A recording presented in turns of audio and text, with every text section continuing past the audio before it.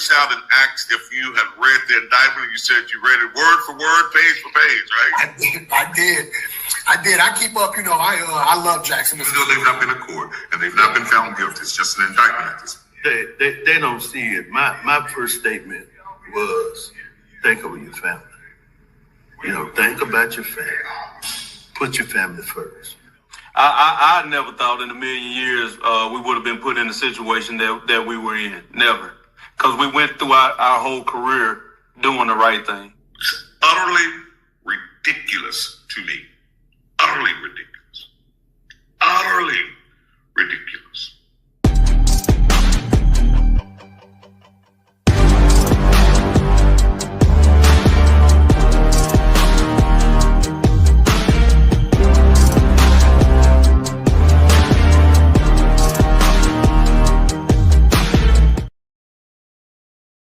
And good evening, everybody. Welcome to tonight's edition of the Othor Cain Show. I'm Othor Cain. Glad to have you aboard. We've got a lot to get to tonight. But of course, as always, I want to start the broadcast by thanking you for your support. I really do appreciate that, right? It does not go unnoticed and unappreciated because I absolutely appreciate you. I appreciate those that see me out and about. I was in Kroger the other day, and a lady was at work, actually, not working at Kroger, but she, had one of her clients with her, and she was taking her grocery shopping, and she said, "I'll see you tonight. I'm looking forward to your show tonight. I really appreciate all that you do." And I thanked her for that. I am grateful. I don't take that for granted, not by a long shot. So I'm absolutely 100% grateful and thankful for everything that you do. Really appreciate that. It makes an old boy feel good. And for those of you who've given monetarily, thank you. We really, really, really do thank you. Again, our goal next quarter is to be statewide and hopefully figure out how we expand it. So thank you. The Cash App is running across the screen, $ Othor Cain. If you are so inclined and so led to make a donation to us tonight, we would be very grateful. But we began the broadcast tonight. Robert Clark, Mississippi's first Black lawmaker after the Civil Rights era, has died. Clark was 96 years old. Representative Robert Clark. I mean, there's a building downtown Jackson named after him. There are buildings in Lexington named after him. But I just want to share this article that I found on him today. And I just want to share this article with you as we pause to reflect. A giant, right? A giant. I mean, he was at the state capitol when white folk would even speak to him. I'm going to tell you what I really thought about today when I learned that he passed today. Let me tell you what I really, really thought about. All that he endured, it feels as if Trump is trying to take us back to that place. Out of all the gains that this man made, all of the hell he went through, it feels as if Trump is trying to take us back to that place. I mean, this man in the state capitol, and there are 2 seats in the House of Representatives at each one of those desks, right? Nobody would sit next to him. He was the only Black there. Nobody would sit next to him. And, they have this social calendar, right? The white folk ignored him at social events. And all of the gains that he's made, it seems as if Trump is trying to take us back to that era. But let me share this article with you, and I want to give just credit. So this is from the Daily Journal in North Mississippi. Robert G. Clark, who was elected in 1967 as Mississippi's first Black lawmaker of the 20th century, and rose to the second highest leadership role in the state House of Representatives. He passed away today at the age of 96, according to his son, Representative Brian Clark. Brian Clark, who succeeded his dad, died of natural causes at his home in Holmes County today. A teacher and descendant of slaves Clark was ostracized during his first years at the state capitol, relegated to sitting solo at a two-person desk in the House chamber, and ignored by white colleagues at social events.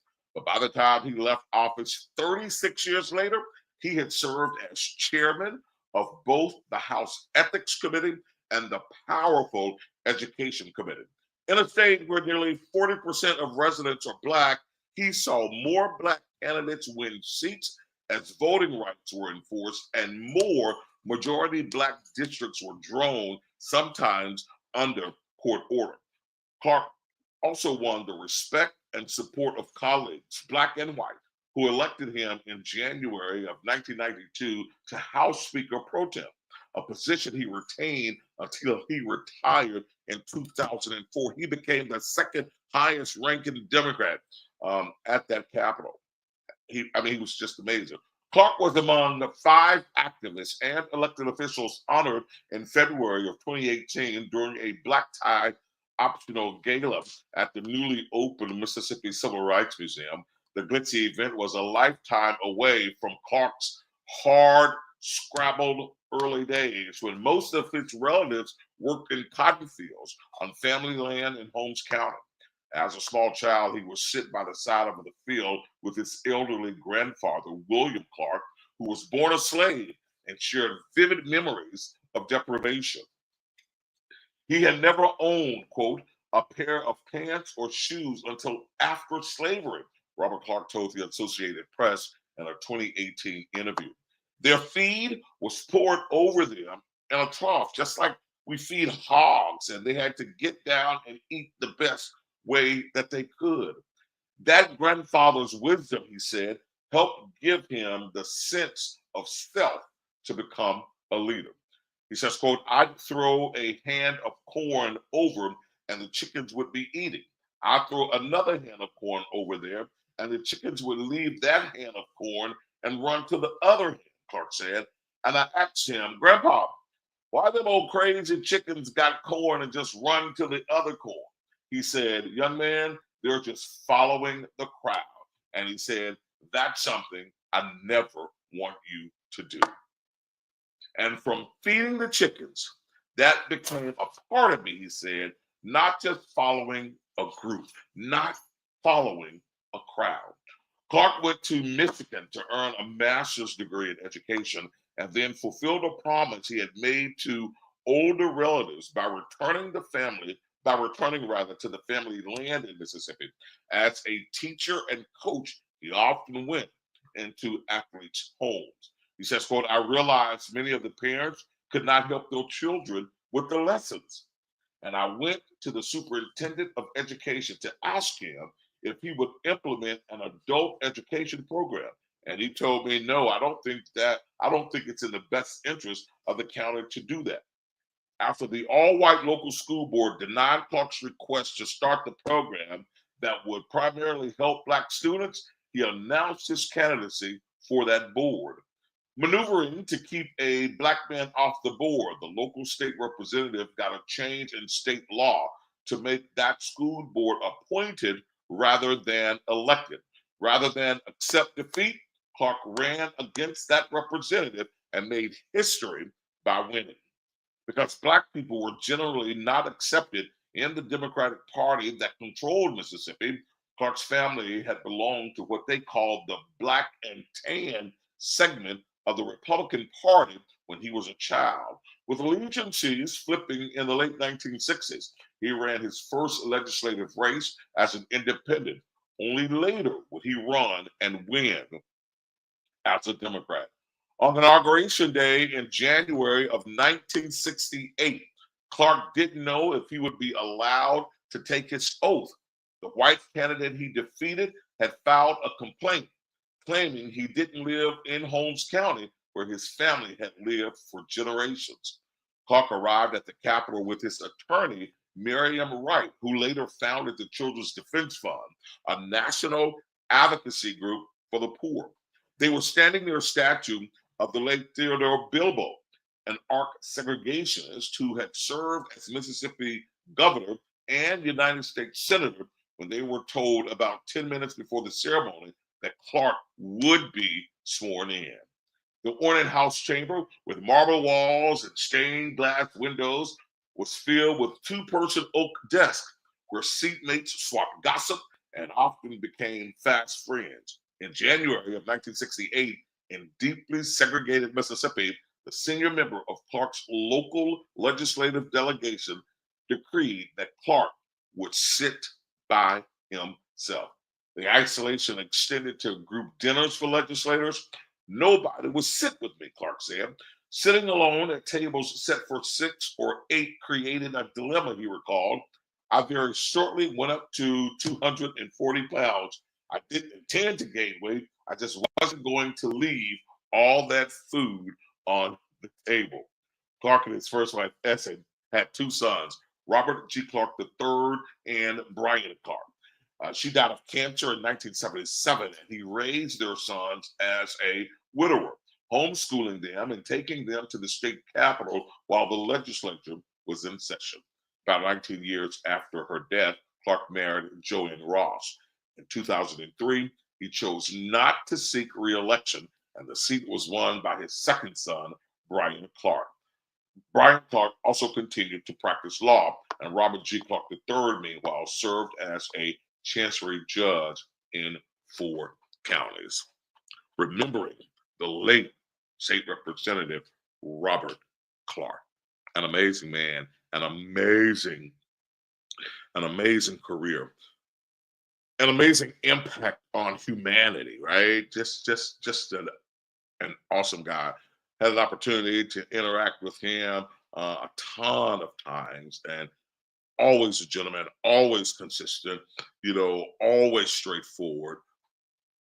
Just simply an amazing guy. Heroic, iconic even, right? Just an absolutely amazing guy. So our thoughts and our prayers are with Brian and Centrell and the entire family at this time. Our thoughts and prayers are with you.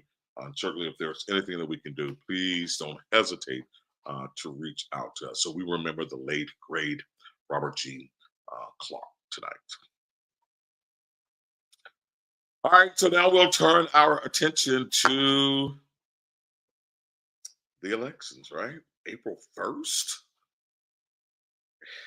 We're less than a month away. We're less than a month away, and we're going to have the primaries for mayor, for city council.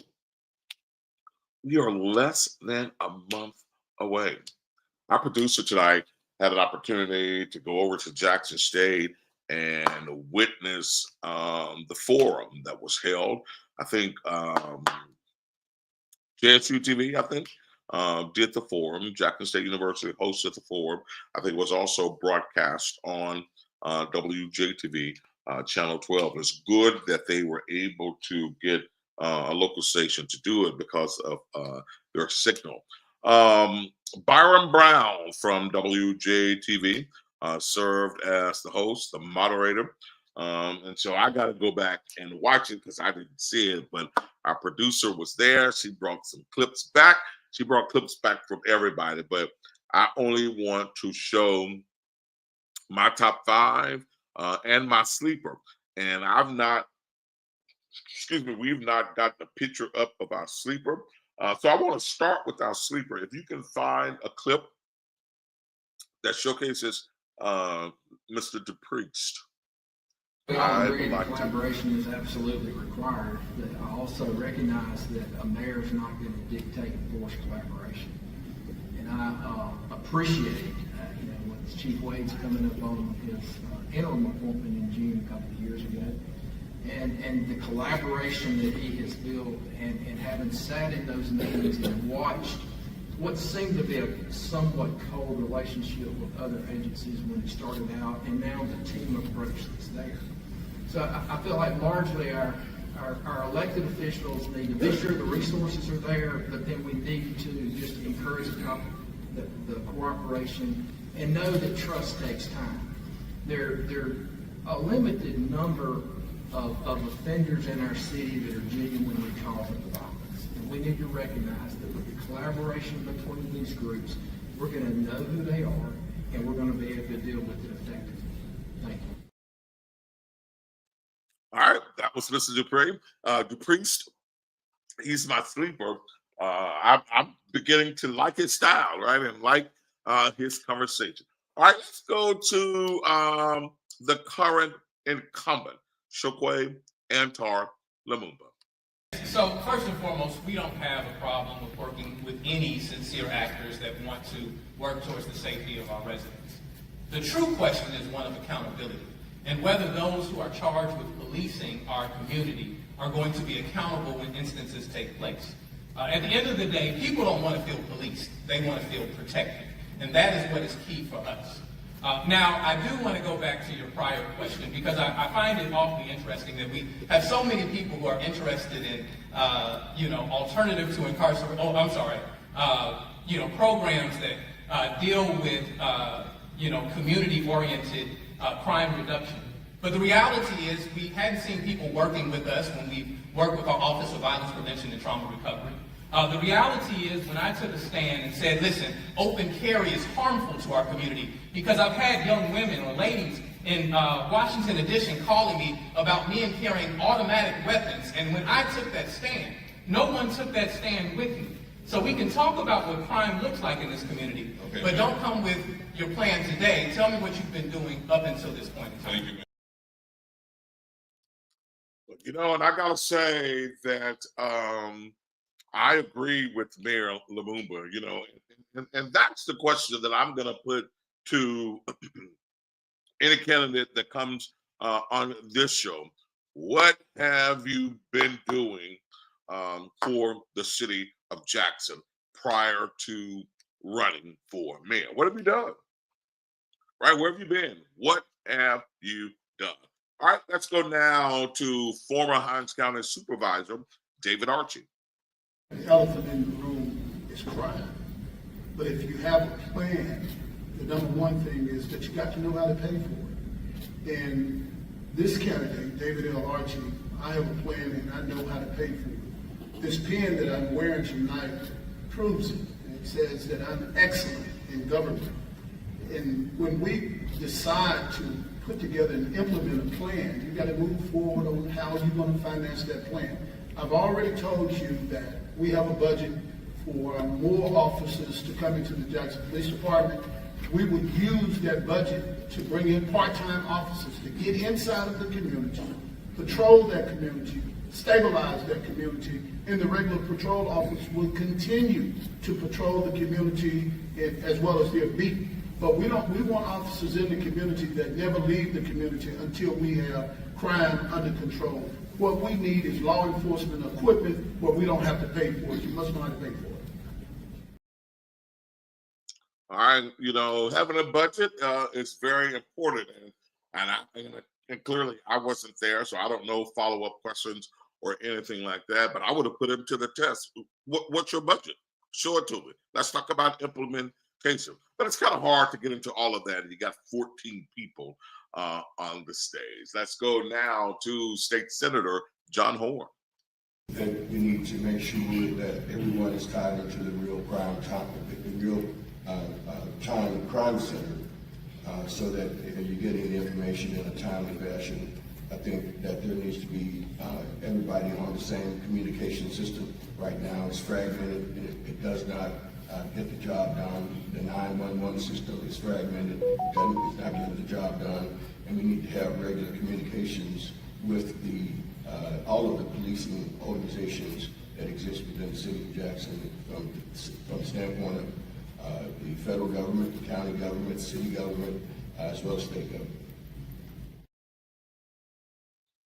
I've often wondered about that real-time crime center and how effective it is as well. I think that's something that we probably should explore. So I like that point from Senator John Horn. And finally, let's go to Socrates Garrett.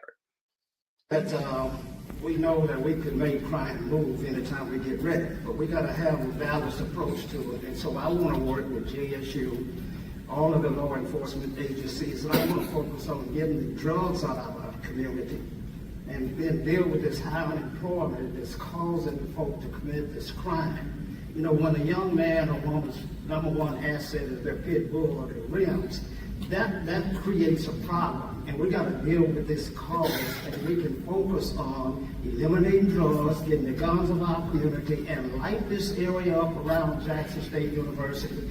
Bring in businesses where we can walk in the street the same way they do in other cities and shop in the area, and we'll make crime go away through a collaborative effort between the three partners. Thank you. You know, I absolutely do think crime fighting, you have to do it from a collaboration vantage point, right? If you want to attract businesses, you've got to be business friendly. I think that you have to have a coordinated effort to fight crime. So thank you very much, Socrates. And I said finally before, but now finally, Marcus Wallace. Is get interlocal agreements signed with all levels of government, giving every law enforcement agency jurisdiction over the entire city. I don't care if it's the park ranger. If you hear a crime being committed and it comes out on the radio, whoever with blue lights, I want them to respond. But we also have to do is we have to keep the morale up of our JPD officers. All the officers in the agencies in the city should be making about the same salaries. When I was in Edwards, you know, officers always talked about, and then the last thing, let me say this before my time is up, we must get the judicial system on board as well. These officers, in order to keep morale up, you know, you gotta get the judges where they gotta put stiff penalties and fines on these people when we catch them, because officers, you know, they tired of, you know, running in the woods getting, you know, people and everything. All right, Marcus, thank you very much. I do think I think crime in Jackson and crime in Hinds County needs to be addressed holistically. Right now, I think there are so many agencies and entities working in silos, and so I agree with you. I think that there needs to be a coordinated effort. And I think that judicial system, which is part of the problem, the judges, I do think that we need to hone in there and tighten that up. You know, people say all the time, whether there's any merit to it or validity to it or not, people say all the time, just cross that line into Jackson, you can get a bond for anything. So those were some good answers and good responses from my top five and my sleeper. We got to add my sleeper there. But those were some good answers. So let's get into a real conversation now about these candidates. Let's get into a real conversation about these candidates. I didn't watch the forum tonight. I knew I wasn't going to watch it. I, was on a couple of calls during the forum, but even if I was free, there was nothing about that forum that would have attracted me. It's just too many people. And I do believe that, voters need to hear from all of them. But I just think that, I do believe voters need to hear from all of them, absolutely. But I think that voters have to bear some responsibility of figuring out how they're going to hear from all of them. I think in a forum like that, I'm reminded of Charles Evers. When you're in charge, act like you're in charge, right? When you're in charge, act like you're in charge. Just too many people. Too many people to have a real in-depth conversation. And everybody being given only a minute to respond, it's too much. It's absolutely, hey, that's not enough time. Just too many people, just too much. So as we drill down, let's drill down. And I'm going to let you guys lead this. So I'm sure the viewership will be higher after this, so we don't have a whole lot of live listeners tonight or viewers tonight. But the numbers always are awesome and magnificent after the fact. But those of you that are here tonight, and those of you that will join us later, let's do this. Let's do this. Barbara said, I hope Mr. Bill drops out listening to him speak. I think he's a little too old. Interesting. I don't even know who he is, honestly. Let's do this though. Let's do this. Let's take my top 5. Let's just start with the incumbent. Let's start with Chokwe and Othor Lumumba. Let's start with Mayor Lumumba. Let's just start with Mayor Lumumba. Those of you that would, those of you that are here, name one positive about Mayor Lumumba. Name one positive. Name one positive. And then we'll let you name one negative. Just name one positive. Let's do this little exercise. Because I think we have a responsibility. We have a responsibility to know who we're supporting and why we are supporting them. So if you would, name a positive for Mayor Chokwe and Othor Lumumba, and name one negative. One positive and one negative. Name one positive and one negative. Even if you're not supporting him this time around, name one positive and one negative. Name one positive and one negative. All right. And so I'll start then. Nobody's typing in the chat box. I'll start. I think Mayor Lumumba has done an awesome job of naming school board members to the Jackson Public School Board of Trustees. I think he has done an awesome job. I think those school board members are dedicated.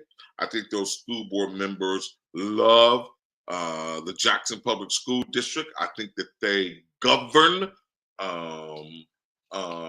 as if the Jackson Public Schools is a priority. And so I think he's done a great job of naming school board members. Tamar, you crazy, man. You're crazy. You're crazy. You're crazy. But honestly, that's my positive. I think he has done an amazing job of naming school board members, and we don't give him enough credit for that. You know, our school district is absolutely improving, right? We have improved our letter grade. No more charter schools can come into our district because we're back at a strong C. And we would have been a B had they not had that recent infraction a year or so ago. Barbara also says helping stabilize Jackson Public Schools. Helping stabilize Jackson Public Schools. So that's my positive. My negative for Mayor Lumumba, I honestly think that the trash situation was a failure. I think the way that was handled, I think the way that was handled, I think it was wrong, you know, and I think both sides played into that, but I absolutely think not getting our garbage picked up for 2 weeks or so, I thought that was a dismal failure. J-Bar says transparency is a negative for him. I can see that, absolutely. I can absolutely see that. I can see that. All right, how about State Senator John Horn? Name a positive and name a negative. Name a positive and name a negative for State Senator John Horn. Name a positive and name a negative.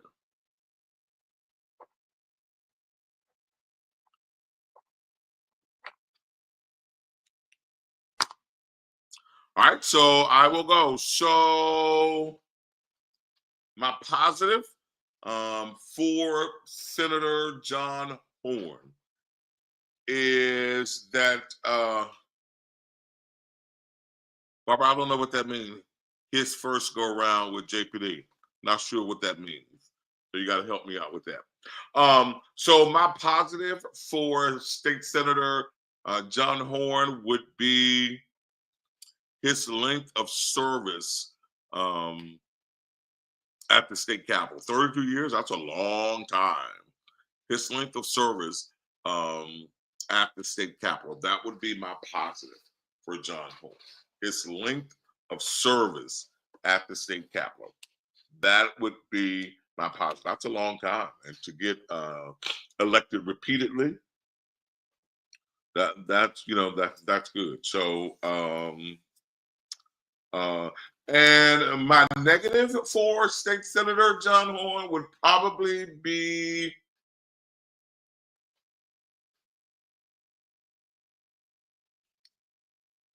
I would say the same thing. I could break that down, because there are other ones, but we're just naming one.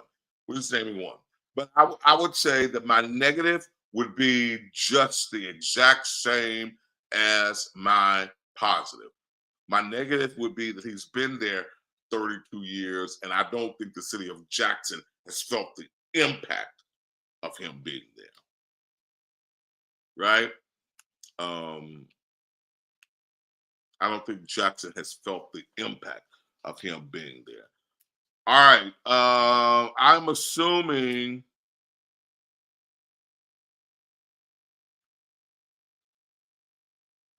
J-Bar, you got to tell me who you're talking about. You're saying governmental experience, positive relatability is a huge negative. Help me with that one. So y'all make sure you put the person's name you're talking about, right? Governmental experience, positive relatability is a huge negative.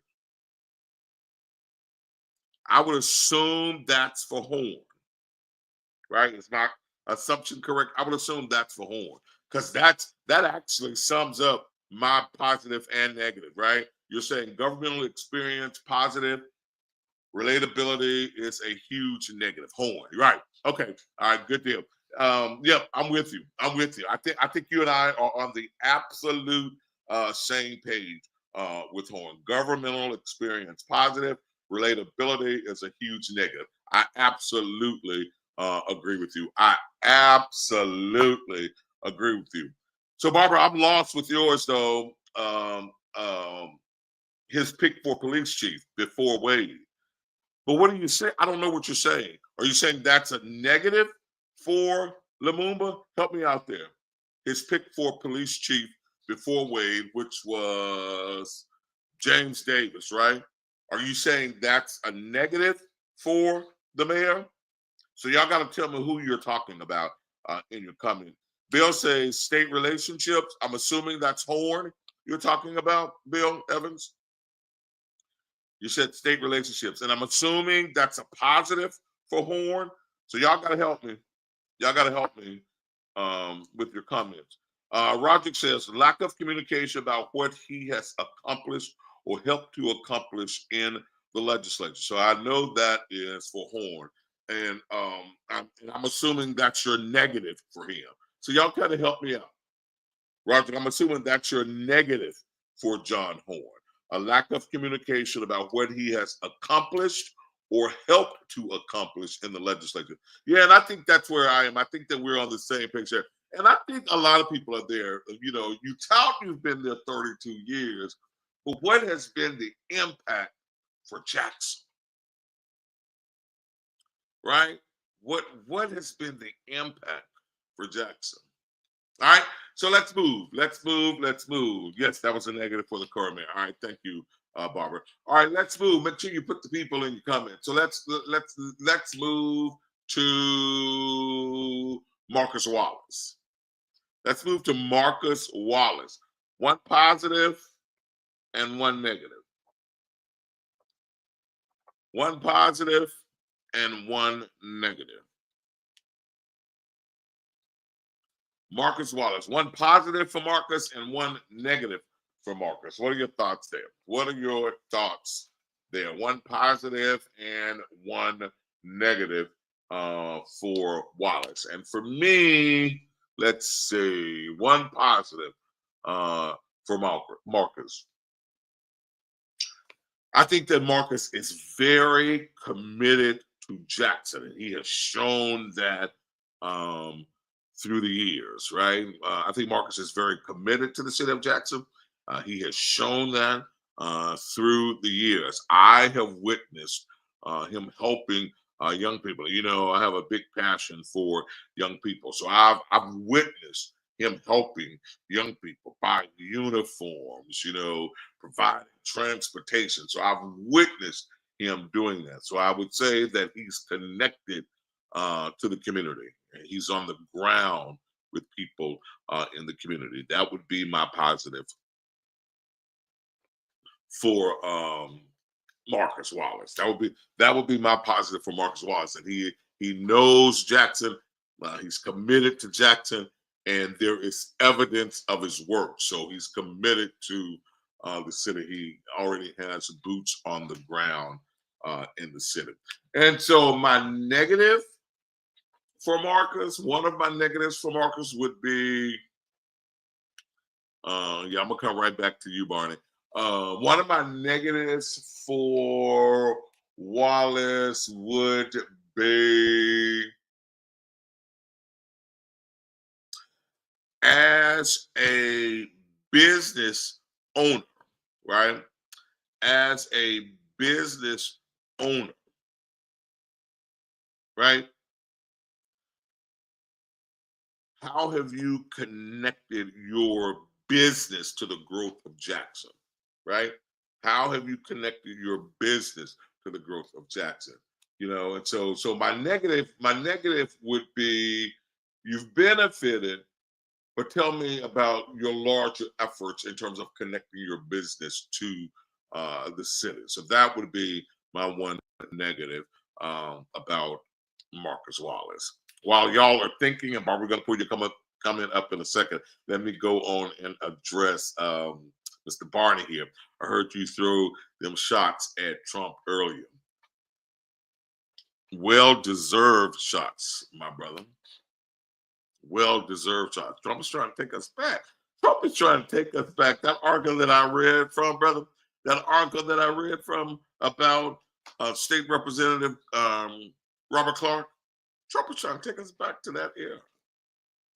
He is, man. And I wouldn't give him the benefit of the doubt of watching the State of the Union tonight. Are you kidding me? Absolutely not. Absolutely not. So yeah, man, I'm gonna punch Trump every chance that I get. I'm gonna punch him. He's destructive. He's divisive. He's no good for us, man. All right, Barbara has a positive. Barbara says positive for Marcus. Past experience as mayor. That's a great positive. I should have said that.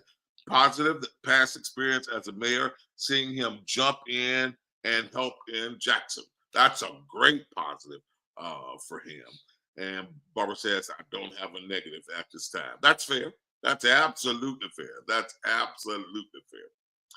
And Barney, I'm going to assume that's a good fella. I'm going to assume that comment is for Marcus Wallace, because it can't be for Trump. I mean, I know you're a Trumpster, you know, and I know you have your reasons for being a Trumpster. Come on, bro. You light-skinned, but you ain't that light. Come on, man. Come on, man. All right. Come on. Anybody else? Positive, negative for Marcus before we move? And you can always come back, watch the video later, and add your comment. Come on, man. You light-skinned, but you, come on. You ain't that light. Come on, man. Come on, man. Come on, man. All right, then. So, David Archie. David Archie. Positive and a negative about David Archie. Positive and a negative. Barney says, we all know Lumumba gonna win. Man, time will tell. Time will tell, bro. Time will tell. All right. Positive, one negative about David Archie. And I'll go. All right. A positive and a negative about David Archie. Let me tell you what I know for sure. Let me tell you what I know for sure. And like John, David's positive and negative for me are all wrapped in, they're intertwined, right? David's positive and his negative for me, they're intertwined. They're all together. It's together. It's one and the same, right? They're intertwined. So David's positive and negative for me is, tell you what I know for sure. I know for sure, let's say I support all fellas. I can't stand you, man. This is why I can't pause. This is why I can't read your stuff. Because you throw me all the way off. You support all fellas. Well, yeah, and and your support for the biggest one is in the presidency. So I get it. Equal opportunity felloner, I guess. But positive and negative for David. For me, they're intertwined. Here's what I know for sure. When David was a member of the Hinds County Board of Supervisors, I saw firsthand the work he did in District 2. David really worked for District 2. Did an awesome job, right? Did an awesome job. David really worked in District 2. That's his positive. But the negative is nobody could see the work. Nobody could hear the work because of all of his antics and all of his theatrics, right? He did the work. And unfortunately, we don't vote for work alone because David did the work in District 2. He did. Unfortunately, we don't vote for work alone. So nobody could hear about the work and nobody could see the work because all they saw was all that other stuff, right? They saw all that other stuff, man. That's all they saw. That's all they saw. And folk couldn't get past that. They couldn't get past those antics. And I don't blame them. I understand. They couldn't get past it. Let's go to Jamar about Archie. Jamar says, Archie lacks diplomacy. His antics with the Board of Supervisors were disgraceful, even if he was passionate about his views. That's fair. That's very fair, brother. That's very fair. That's very, very, very, very fair. That's very fair. That's very fair. Jamar says Archie's positive was he did show up and work. And he did work. He did the work. People just couldn't see it and people couldn't hear it because of his lack of diplomacy. That's it. That's it. We're right there. Martin says he worked on tearing the room. He worked on tearing the room up. And that's what people saw. That's all. They couldn't get past that. That's what they saw. That's what they saw. That's what they saw. And I'm telling you, I am telling you, he did the work. He worked in District 2. There's no lie about it. It's on record. You can see it on record. And you can really see it now that he's not there, right? But when he was in the middle of that, you couldn't hear it and you couldn't see it because of all of that other stuff, because of all of those other antics. But he absolutely did the work. All right, Socrates Garrett is our last one. Well, I think we'll do our sleeper if you guys got some comments on our sleeper. But let's do Socrates Garrett. Positive and negative. Positive and negative. One positive, one negative about Socrates Garrett. Jamar, another positive, his podium of truth he carried around. He told the truth. I'm telling you. And you know what? That'll be two positives, but I want to say it anyway. I want to say it so that y'all can kind of understand where I'm going with this. Honestly, David was a well-read supervisor. Now, there are some on the board now that don't read that much, right? But David was a well-read supervisor. Maybe sometimes his interpretation of what he read was a little off, but David was a well-read supervisor.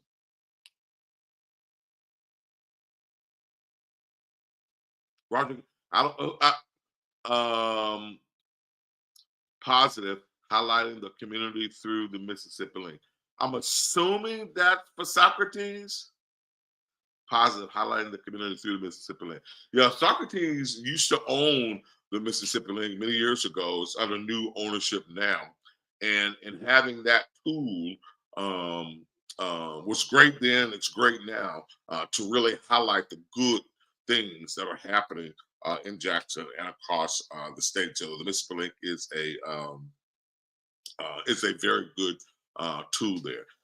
So one positive, one negative about Socrates Garrett. Let's see here. So I think I would say a positive about Socrates Garrett is that he's been a very, very, very successful business person, and as such, he's put a lot of Jacksonians to work. So that would be my positive for Socrates. He's been a incredibly successful business person, and as such, he's put a lot of Jacksonians to work. So that would be my positive for him. My negative for Socrates would be, let's see, my negative for Socrates.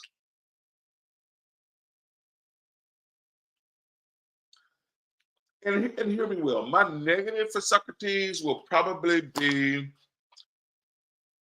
the appearance of wrongdoing.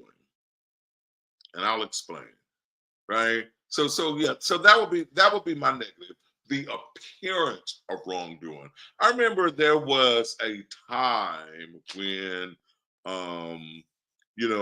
Socrates did not have the favor of the administration, right? He didn't have the favor of the administration. He had favor for sure when Harvey Johnson was mayor, and I think he had favor with other mayors too. I'm not discounting them, but I just can grab Harvey's name and hold on to it because he had extreme favor when Harvey was in office. And so I say the appearance of wrong. And so when he didn't have the favor of the administration, you would see him out front and advocating. And there were questions like, why is he there, right?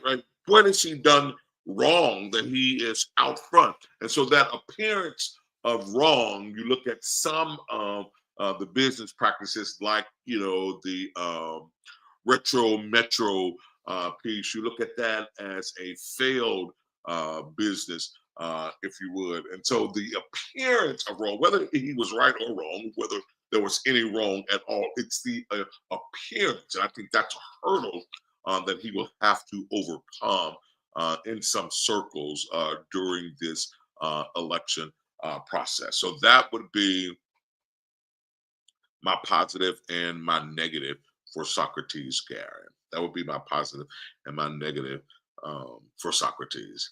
And as far as my sleeper candidate, is it Rodney DePriest? I can't even remember his first name now. I don't have it written in front of me. But Mr. DePriest is my sleeper candidate. And because I don't know him, he remains a sleeper for me. I don't know him. And because he remains a sleeper, I don't have a positive and I don't have a negative about him. I don't have a positive or negative about him because I don't know him. I want to get to know him. So if y'all see the man out there, tell him to holler at your boy. Right? Y'all see him out there, tell him to holler at your boy. Right? But we're looking forward, hopefully on Thursday, we're going to begin our series of interviewing my top 5 and my sleepers. So I don't even know how to get Mr. DePriest. So if y'all see him, come to holler at your boy. All right. But Thursday, hopefully, we'll have Socrates Garrett. He'll kick off our series, talking to what I consider the top 5. So we'll have him on. All right. All right, guys. And feel free to post your comments, when we're off, when we're not live.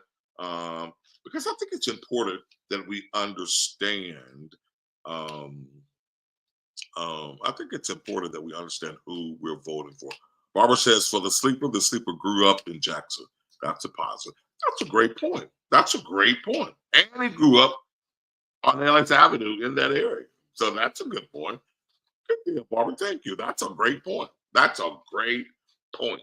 I didn't even think about that. But for me, because I don't know him, I didn't, share anything. But that's good, Barbara. That's very good. That's very, very, very, very, very good. I like that. All right. I do think it's important. This election is very serious, y'all. This election is very, very serious. And do I think like some folk are promoting it? Is it dire? Is it so critical that if we mess up our vote, Jackson's just gonna fall apart? If we don't vote for the right person, or if we vote for this person, all of our issues will go away, will somehow magically disappear. Don't believe that for a second. Do I believe that if we don't vote for this person, then we're going to go further downhill? I don't believe that, not for 1 second. Nor do I believe we should be guided by endorsements. Nor do I believe that we should be guided by the money that the Northeast Jackson Republicans are putting behind candidates. Just don't subscribe to that, my friend. I don't subscribe to that at all. I don't subscribe to that at all, right?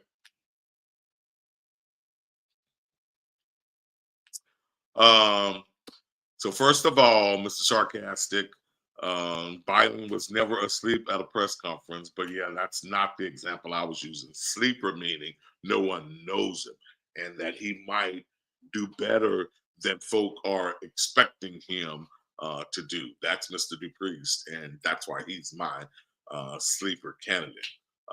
But I'll take old Sleepy Joe any day than this toupee wearing,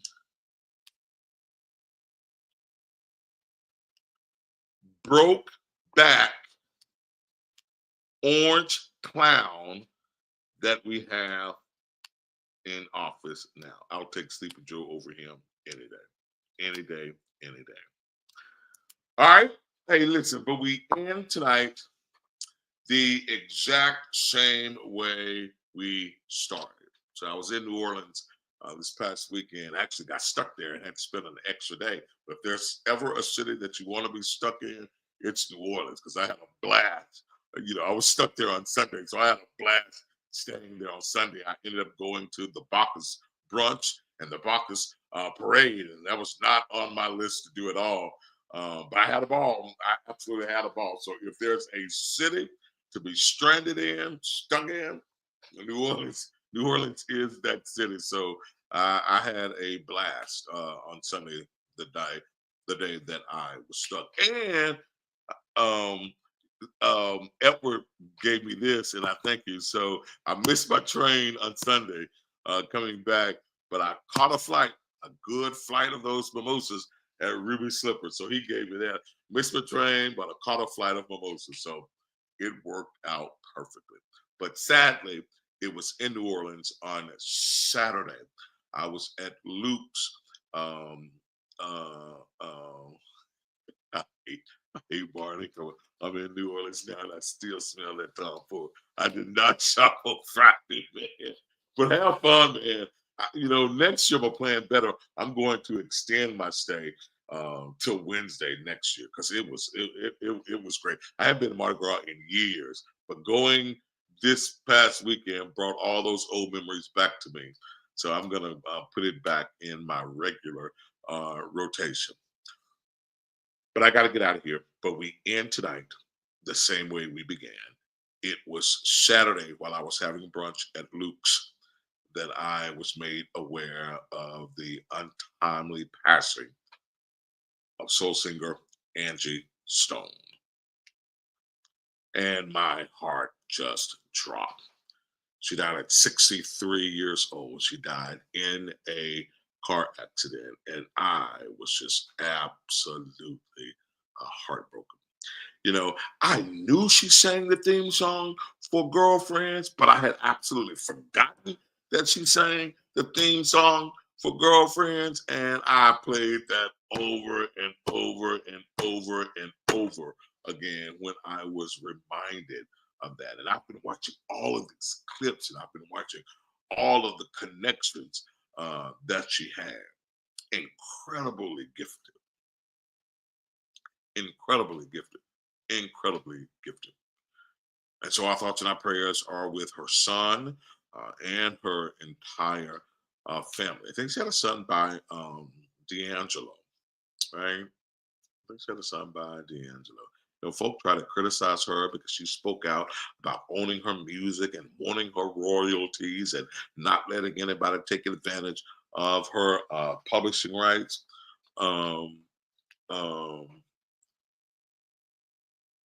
You have to stand up for yourself, man. You do. You have to stand up. You have a fight in these streets. So I admire her. Yep.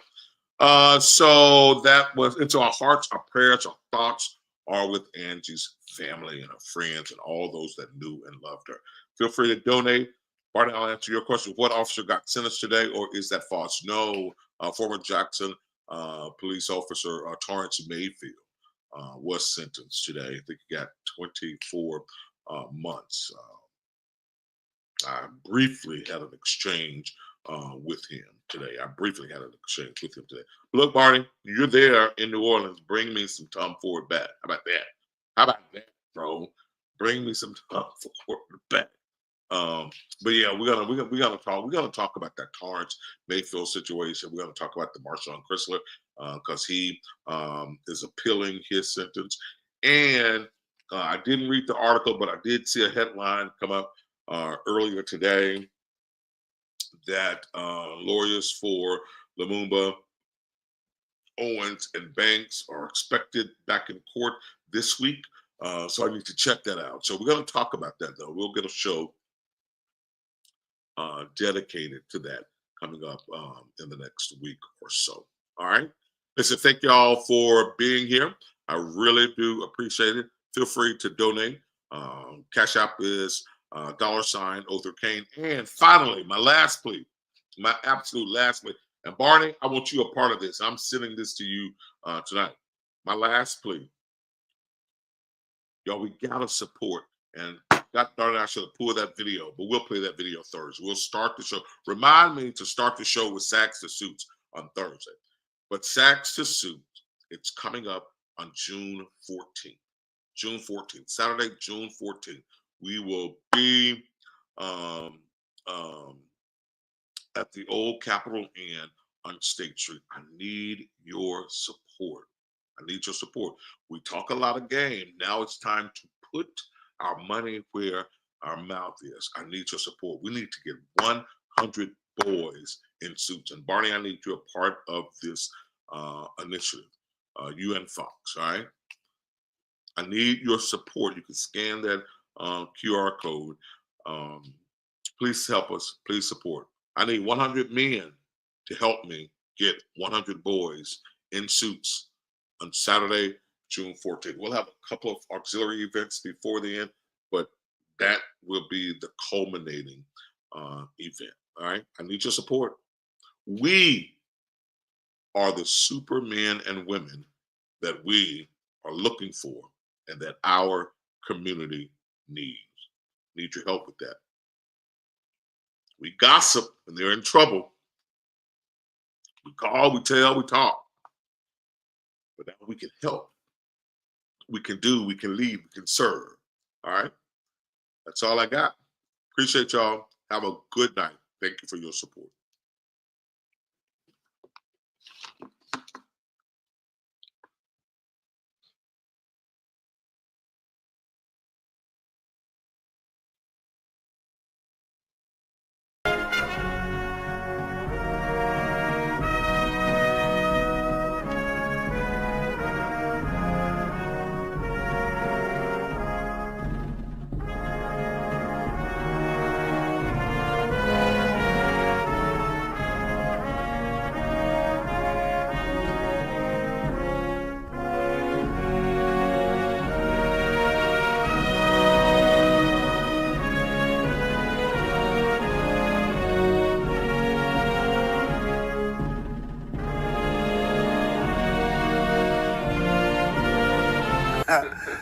So my father said, Sister Annie, here this boy is.